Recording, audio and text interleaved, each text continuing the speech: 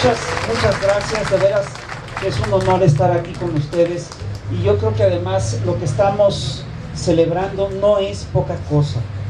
Esto de cambiarle el nombre a una avenida de Diagonal Díaz Ordaz a Boulevard 2 de Octubre es realmente muy importante, mucho más importante de lo que parece a primera vista. Yo preparé una cosita, espero que me la aguanten, que si no los estoy albureando. Quiero decirles que el debate por la historia, por los símbolos patrios, por los héroes patrios, por las fechas y hasta por los nombres, siempre ha sido parte importante de la lucha por la memoria y también por la lucha por el poder.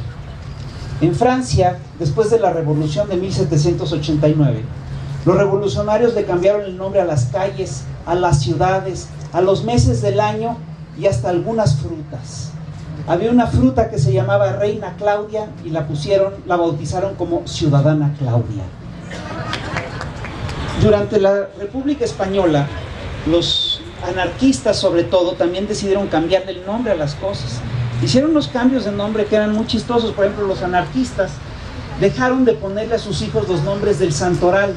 Entonces a los niños, para no ponerles los nombres de santos de la iglesia, ya no los llamaban Pedro, ni Pablo, ni Jorge, sino que les inventaban nombres. Yo tuve un maestro que se llamaba Germinal, y yo conocí a un señor, sus hermanas se llamaban Liberta y Fraterna, y conocí a un señor que se llamaba ni más ni menos que Púa, pero se llamaba Púa, y el nombre se escribía así, P.U.A. y se llamaba en realidad Primera Unidad de Ataque. Así se llamaba el muchacho. Y conocí otro peor. Yo dije, bueno, Púa ya es lo más que he llegado a conocer de nombres curiosos, pero no, había otro peor, al que le decían Don Val. Decían, bueno, ¿y por qué le dicen Don Val? Yo pensé que se llamaba Baldomero. No se llamaba Baldomero. Don Val era la abreviación de Válgame Dios, pero qué vida es esta, la del pobre pero honrado obrero que se tiene que ganar el pan con el sudor de su frente. Así se llamaba. Y se llamaba San José de la Montaña, y le pusieron el nombre en un mapa, y el nombre que le cambiaron el nombre por Pepe el Alpinista. Bien sabemos que el zar Pedro el Grande fundó una ciudad a orillas del Báltico, una ciudad que se llamaba, que él bautizó para glorificar su nombre y para glorificar la ciudad, la llamó San Petersburgo. Esta ciudad, cuando llegó la Revolución Rusa de 1917, cambió de nombre por Petrogrado, y después le cambiaron el nombre por Leningrado, y hoy se vuelve a llamar San Petersburgo. Bien sabemos que en la Unión Soviética, el triunfo de Stalin, el nombre de Trotsky fue borrado no solo de las fotos, sino que fue borrado también de las calles, las plazas y los monumentos. En México, el debate por las fechas y los nombres también ha sido siempre muy importante. Porfirio Díaz entendió a la perfección la importancia que tienen las fechas y los nombres en el imaginario colectivo, e hizo lo imposible porque varias efemérides patrias coincidieran con su propia historia personal. El régimen, y por eso es que festejamos el Día de la Independencia el 15 y no el 16, porque el 15 era cumpleaños de Porfirio, ¿no? Entonces, así de importantes son las fechas, así de importantes son estas cosas, así de importantes son estos símbolos. El régimen de la Revolución Mexicana no se quedó atrás e hizo malabares para pintar un retrato de la familia revolucionaria en el que aparecieran juntos caudillos que se odiaban a muerte y que se hicieron la guerra cuando estaban vivos. Así, en monedas, murales y grabados del taller de gráfica popular, aparecen marchando juntos Madero y Zapata, Carranza y Villa. Decir que la historia la escriben los triunfadores es un lugar común, pero la inversa también es cierta y menos evidente. Quien impone su visión de la historia puede triunfar en la lucha por el poder. Por extensión, quien es capaz de imponer sus fechas históricas pueden celebrarlas. Y por eso estamos aquí, para celebrar el 2 de octubre, porque el 2 de octubre no se olvida.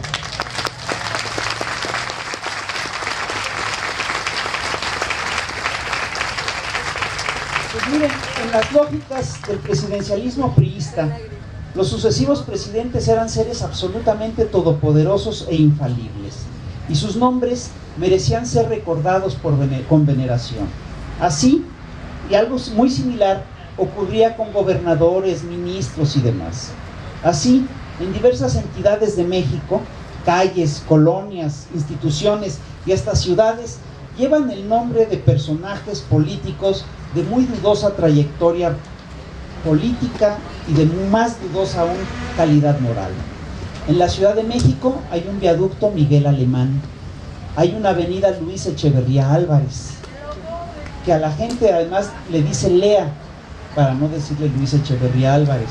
Existe en Tlalnepantla una avenida muy importante, una de las avenidas más importantes de Tlalnepantla, lleva el nombre de un político que fue investigado arduamente por narcotráfico en Estados Unidos. Me refiero a la avenida Carlos Jan González.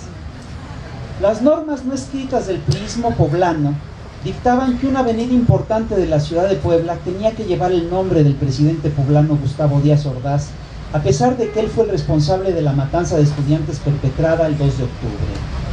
En las lógicas del sistema, la matanza del 2 de octubre fue un acto de autoridad necesario y patriótico, y los políticos del PRI apostaron a que la matanza sería pronto olvidada.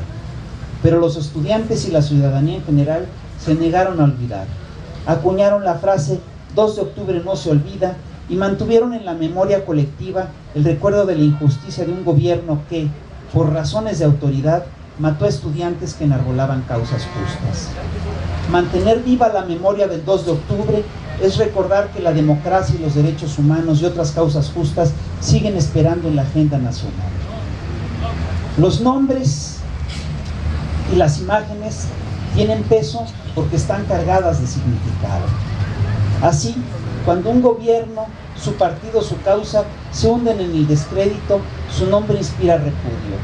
Así, en el 2000, algunos candidatos hicieron campaña, pero omitiendo cuidadosamente el nombre de su partido. Cuando una decisión política es impresentable, la suelen bautizar con nombres que ocultan su verdadero contenido. Al exterminio de los judíos, los nazis lo llamaron la solución final. Al programa que hace de la pobreza un gran negocio electoral, el PRI lo bautizó como solidaridad. Al conjunto de reformas neoliberales que buscan acentuar el saqueo de la nación, el PAN y el PRI los han llamado las reformas que el país necesita. Hoy, para impulsar una reforma energética que pone la renta petrolera en manos privadas, la publicidad oficial insiste: no a la privatización, sí a la reforma. Lo que estos señores no ven es que desde el momento en el que se ven forzados a mentir de esta manera, su causa ya está derrotada. La reforma, me voy a desviar un poco para hablarles de la reforma. Es una reforma privatizadora, no nos engañemos. Solo una persona que no lee, como lo es Enrique Peña Nieto, puede sostener que esa reforma no privatiza. Nos dicen que esta reforma no es una reforma que privatiza, nos dicen que la reforma no pone en riesgo a Pemex. Les voy a decir en qué consiste la reforma. Vamos a usar un caso que es muy concreto, que es el caso de Cantarell. El yacimiento de Cantarell en el Golfo de México, en la sonda de Campeche, es uno de los yacimientos petroleros más importantes de la historia del petróleo. Así de grande es. Para explotar Cantarell, la inversión inicial, lo que puso el gobierno de entrada, fueron únicamente $5 millones. 5 millones de dólares. Y Cantarell le ha dado al país miles de millones de dólares. Tan solo entre el 2004 y el 2008, el petróleo extraído en Cantarell le dio al país ganancias por 170,000 millones de dólares. Hagan cuentas, invertimos 5 y sacamos 170,000. Es el gran negocio el petróleo. Si hubiéramos hecho esa inversión, si hubiéramos explotado Cantarell en las lógicas que hoy nos propone Luis Videgaray, la mitad de ese dinero se hubiera ido fuera de México. ¿En qué nos beneficia que en México se hayan quedado los 170,000 millones de dólares? Nos beneficia en todo. Dicen los que no saben que el petróleo no es nuestro porque ellos no les han dado su cheque. El petróleo no es de ellos porque ellos no les han dado su cheque. Esos señores tienen una cortedad de miras impresionante. El 40%, y eso lo sabemos bien, en promedio del presupuesto nacional de los últimos 30 años ha venido del petróleo.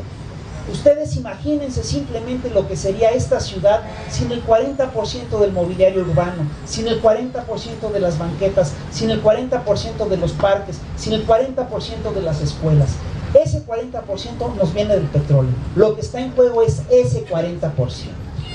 Claro, como se van a llevar una parte importante de la renta petrolera, ahora nos vienen a decir que tenemos que pagar más impuestos. Y el gobierno sí, no se apriete el cinturón, sigue gastando fortunas en gastos superfluos, en gastos innecesarios, pero piensa sangrar a la ciudadanía, y en este caso, en esta reforma, piensa sangrar muy directamente a las clases medias.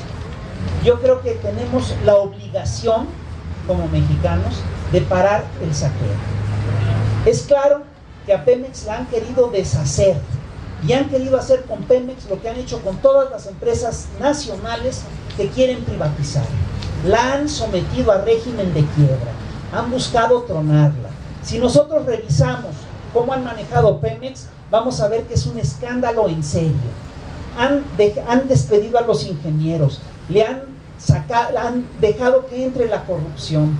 Sabemos que un ciudadano común y corriente paga en impuestos entre el 15 y el 30% de sus ingresos. Sabemos que a Pemex le han sacado hasta el 99%. ¿Y para qué usan ese dinero? Para cubrir lo que no le sacan a los grandes empresarios, que ellos sí pagan entre el 2 y el 7%. Pero aún así, a pesar del saqueo inclemente, Pemex sigue siendo la gran empresa de México. Es, con mucho, la empresa que recibe más dinero antes de impuestos. Pemex gana al año alrededor de 75,000 millones de dólares, mientras que todas las demás grandes empresas mexicanas, Carso, FEMSA, Vitro, todas juntan cuando mucho 45.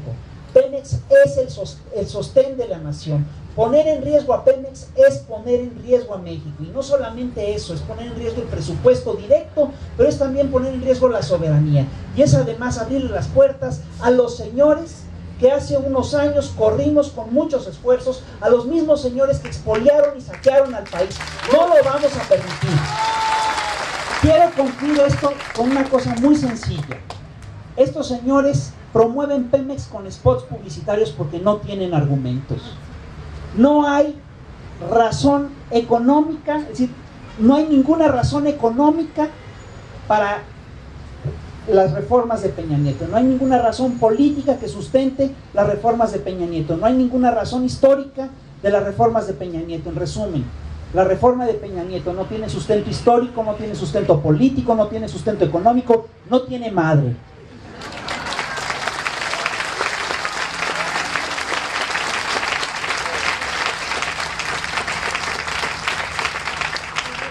Yo solamente quiero decirles una cosa, la verdad siempre sale a flote. Así como salió a flote la verdad del 2 de octubre, lo que hizo realmente el gobierno en aquel entonces con el estudiantado, tiene que salir a flote lo que están haciendo estos señores con la privatización del petróleo. Tenemos que hacer valer, que comunicarle a la gente que esto es efectivamente una privatización y es un atraco a la nación, y tenemos que parar ese atraco, lo tenemos que detener. Y para eso yo les planteo lo siguiente: vamos a movilizarnos, tenemos que ir a las marchas, tenemos que organizarnos, tenemos que hacer firmar los documentos para impulsar la consulta. Les voy a pedir que levanten la mano todos los que ya firmaron el documento, por favor. Muy bien, todos los que lo han promovido, levanten la mano. Bueno, los que no lo han levantado, agarren su hojita y a promoverlo, por favor. Y organícense para que nos veamos el 6 de octubre, en la Ciudad de México. Hay que entrarle. Sí, es un asunto de supervivencia de la nación. Aquí está en juego el destino del país. Porque les voy a decir una cosa. Así como hoy nos podemos enorgullecer de que le cambiamos el nombre de Diagonal a esta avenida de Diagonal Díaz Ordaz a Boulevard 2 de octubre, pronto vamos a poder y vamos a tener que inaugurar más avenidas. Vamos a tener que inaugurar la avenida Defensa del Petróleo, la avenida Adelitas, la avenida Defensa de Petróleos Mexicanos. Vamos a pelear este asunto, vamos a detenerlos, pero para eso nos tenemos que informar. Tenemos que informar y nos tenemos que organizar. Es todo lo que les quiero decir.